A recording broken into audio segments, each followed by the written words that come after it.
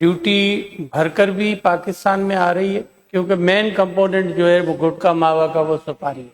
पान यहाँ काफ़ी हमारे एमपी साहिबान खा रहे होते हैं। काम हो रहा है गुटखा मावा के खिलाफ, लेकिन आप सब एमपीएस जो कराची में रहते हैं, हम सबकी जिम्मेदारी है। आप एमपीए साहिबान जो इन रेंजेस में रहते हैं, एमएनए साहिबान, इन चीज़ों को आप भी पॉइंट आउट भी करें। और माजरत के साथ मैं किसी पर इल्ज़ाम नहीं लगाना चाहता, सरपरस्ती ना करें।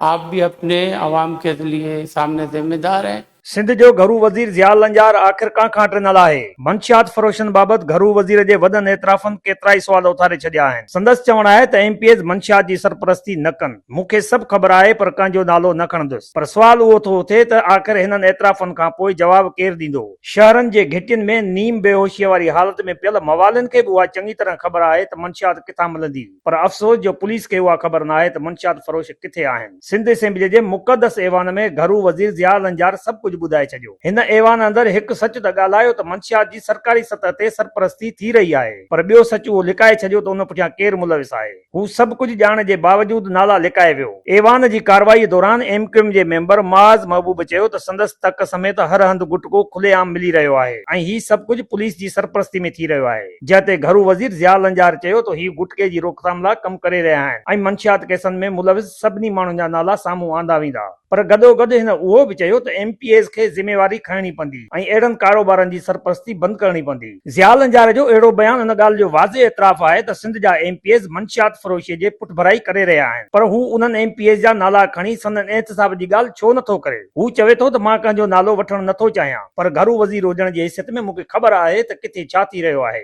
मैं नहीं चाहता कि किसी की बात में खोलूं। मैं होम मिनिस्टर हूँ सिंध, मुझे पता है कि कहाँ पर क्या हो रहा है और कौन सरपरस्ती कर रहा है। इसमें किसी ना किसी की सरपरस्ती होगी।